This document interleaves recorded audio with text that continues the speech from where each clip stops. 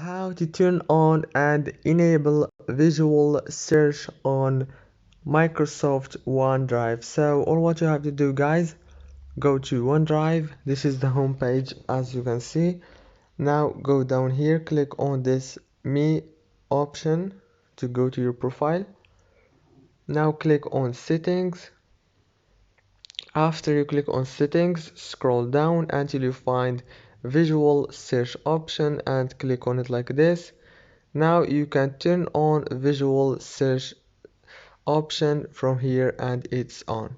If this video was helpful, please don't forget to like and subscribe, and thank you so much for watching this video until the end.